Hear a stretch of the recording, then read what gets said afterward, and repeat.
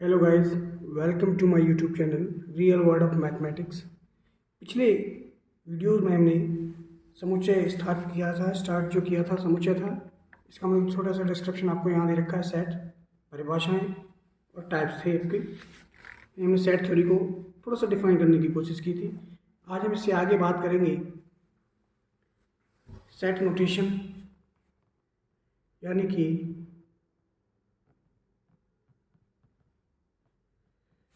समुच्चय का संकेतन जो व्यवस्था है इसको कहते हैं नोटेशन।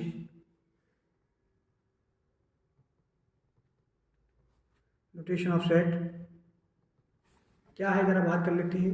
यानी किसी समुच्चय को किस प्रकार से आप डिफाइन करते हो उसे कहेंगे। हम लोग बात करते हैं बेसिकली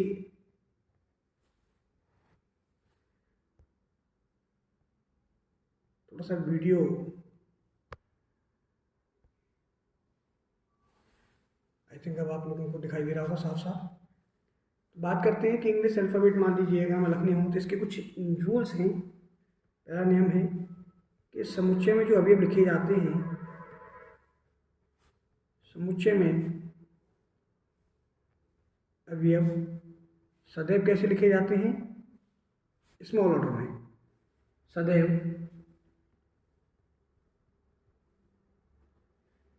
अंग्रेजी वर्णमाला की छोटे अक्षरों में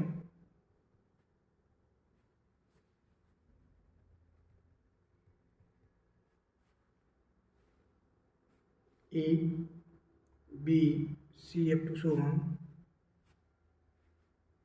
में लिखे जाते हैं।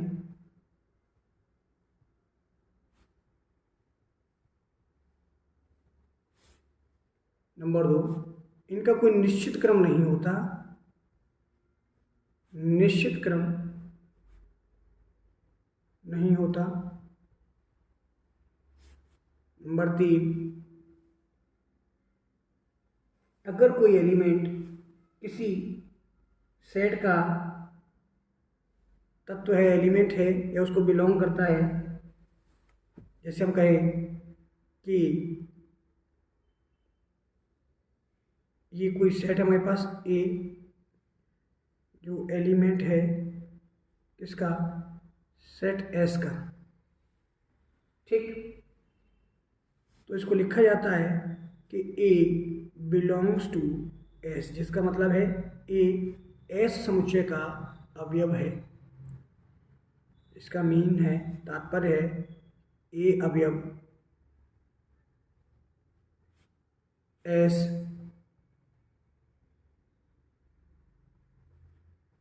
समुच्चय को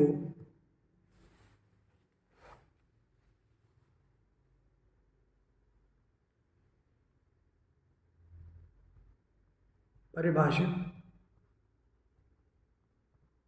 करता है। और इंग्लिश में इसको लिखते हैं ए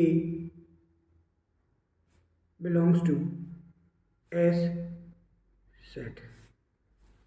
ठीक, नंबर 4 हमने आपको बताया था पिछले वीडियो में कि आप कभी भी सेट को जब डिफाइन करते हैं, मान लीजिए आपका कोई सेट एक्स है, तो इसको डिफाइन करने के लिए आप लोग मंझले ब्रैकेट का प्रयोग करते हैं और उसमें सारे एलिमेंट को किसी भी ऑर्डर में लगा देते हैं। ठीक, जैसे मेरे पास यहाँ टॉपिक्स मैंने ले लिए हैं ए बी सी डी। हम यहाँ से कहेंगे A B C and D all are belongs to X. इसके लिए एक नोटेशन और होता है कि जैसे हम लोग लिखते हैं कि A B C D belongs to set X. अगर कोई एलिमेंट मान लीजिए सेट को बिलोंग नहीं करता, suppose we take element F. F इस सेट का कोई एलिमेंट नहीं है, इस सेट को बिलोंग नहीं करता, तो मैं डिफाइन करेंगे कि F is not belongs to X, और इसको लिखेंगे it means F does not belong to X set. यानी कि जो एफ है वो एक्स सेट का अवयव नहीं है। एफ एक्स समुच्चय का अवयव नहीं है। आगे बात करें तो हम लोग किसी भी चीज़ को लिखने के लिए ये 4 बेसिक नियमों का प्रयोग करेंगे जिनसे हम लोग किसी सेट को अच्छे से डिस्क्राइब कर सकते हैं। फर्स्ट, समुच्चय में अवयव सदैव अंग्रेजी वर्णमाला की छोटे अक्षरों ABCD Z up to Z में लिखे जाते हैं। इनका कोई निश्चित क्रम नहीं होता।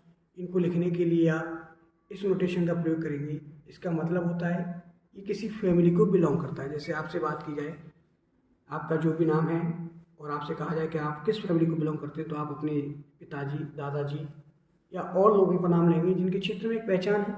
हम ये कहेंगे you are belongs to that family. Same as it is हम यहाँ कहेंगे कि ए बिलोंग्स टू एस। तो ये जो साइन है आपका नोटेशन जो है उसको क्या बोलते हैं? Belongs to. एस आपका सेट है और ए एलिमेंट है, तो ये कहेंगे ए अवयव एस समुच्चय को परिभाषित करता है, या ए बिलोंग टू एस सेट, हम कह सकते हैं सेट एस। ठीक ऐसे ही अगर मान लीजिए कोई एलिमेंट जो सेट को बिलोंग नहीं करता है, एक्स्ट्रा एलिमेंट है जो सेट को परिभाषित नहीं कर रहा है, तो हम यहाँ लिख देंगे, जैसे मैंने एक एग्जांपल ले रखा है, और example F doesn't belongs to X, यानी एफ जो है वो एक्स समुच्चय का अवयव नहीं है। इसमें जो क्वालिटी है वो एक्स सेट की क्वालिटी को डिफाइन नहीं करता है। ठीक। अच्छा, हम लोग सेट को दो प्रकार से लिखते हैं। हाउ टू राइट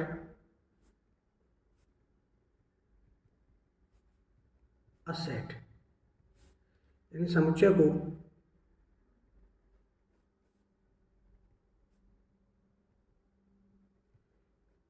लिखने की प्रकार, टाइप्स की बात कर सकते हैं या कितने प्रकार से कैसे लिख सकते हैं। तो आपके पास दो फॉर्म आती है, एक आती है रोस्टर फॉर्म,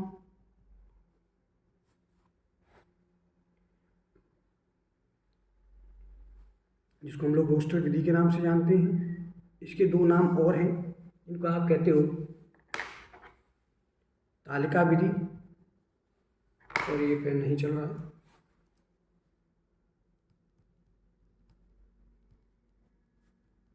तालिका विधि, या हम कहें सूची विधि, या सूची विधि कह सकते हैं इसको।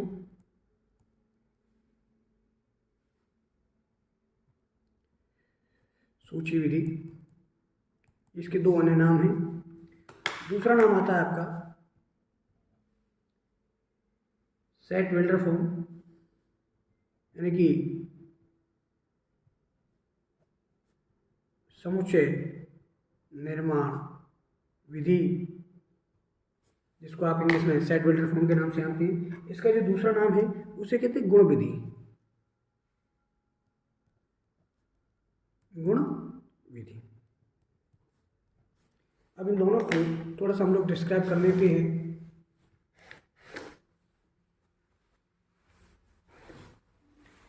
तो सबसे पहले हम लोग बात करेंगे रोस्टर मेथड की।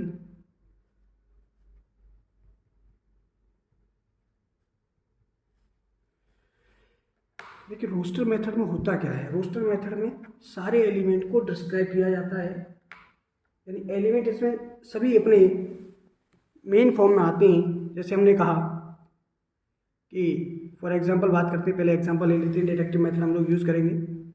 फॉर एग्जांपल हमने कहा कि मान लीजिए आपके पास क्लास में 10 बच्चे हैं, 10 स्टूडेंट्स हैं, तो उनका हम लोग क्रम लिख देते हैं। मैं यहाँ कुछ ही लेकर के चलूँगा, तो मैंने लिख दिया जैसे Ram, Shyam, Mohan, Sita, Radha.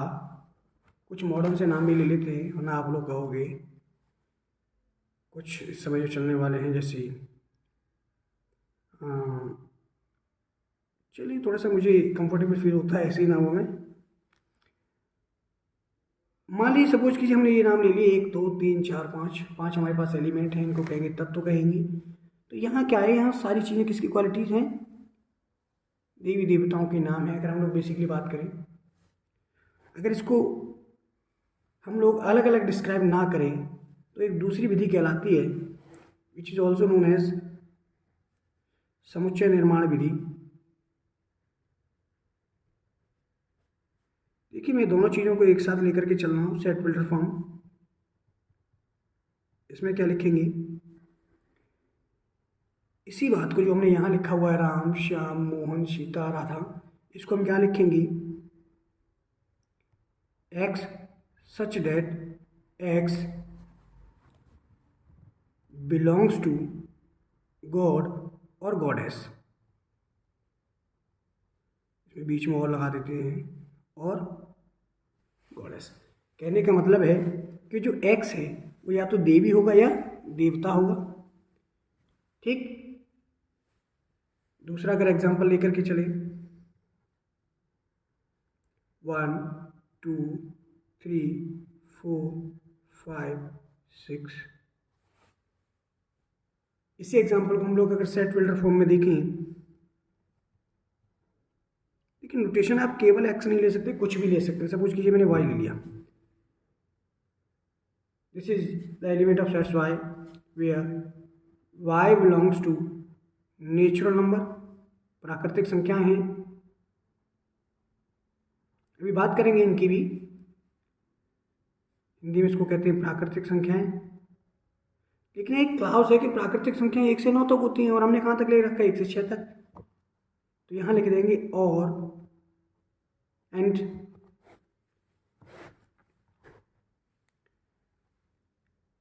y is less than 7, y की जो वैल्यू है 7 से कम आएगी हमेशा। ठीक, आई थिंक आप लोगों को समझ में आ गया होगा।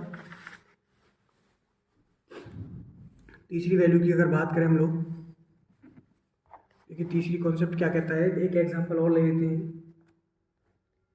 जैसे हमने कह दिया इंटीजर्स, इंटीजर्स क्या होते हैं, -2 पॉजिटिव, इनको अगर सेट ले लें वो भी होगा यहाँ।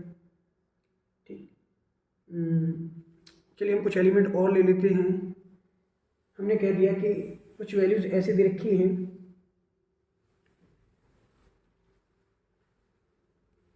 जैसे मैंने ले दिया यहाँ 2, केवल 2, और इसको डिस्क्राइब कर दिया। तो यहाँ देखेंगे 2 की 2 क्वालिटी हो सकती हैं, या तो सम संख्या है, और इसकी एक विशेषता और भी है कि एकमात्र सम संख्या है जो अभाज्य है। हमने कहा एक्स सच डेट एक्स कैसी है, सम अभाज्य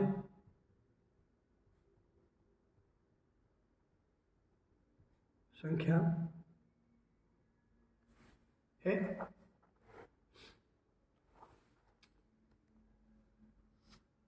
ठीक, तो यहाँ तक हमने देखा कि किसी सेट को 2 तरीके से रिप्रेजेंट किया जा सकता है। या तो उसे करेंगे आप सेट फिल्टर फॉर्म में, जहाँ उनके सारे एलिमेंट को डिफाइन किया जाता है, राम श्याम मोहन सीता राधा, या 1 2 3 4 5 6, क्या ये कह दे 2। और जब इसको इसके गुण के आधार पर परिभाषित किया जाता है तो उसे कहते हैं समुच्चय निर्माण विधि, जिसको आप लोग गुण विधि के नाम से भी जानते हैं। जैसे हमने कहा कि X such that X belongs to god और गॉडेस, अगर इसको हिंदी में लिखें तो इसका मतलब ये है कि एक्स सच डेट एक्स देवी या देवता के नाम है,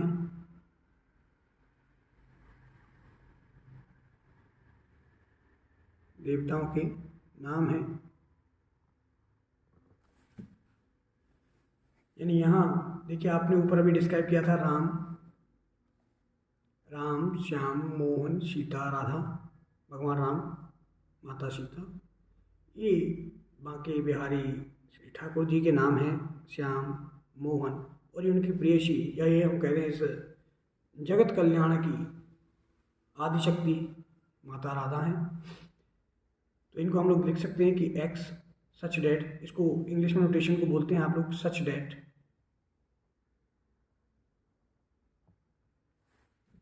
और हिंदी में इसे कहते हैं जहाँ, जहाँ क्या है, एक्स देवी या देवताओं के नाम है।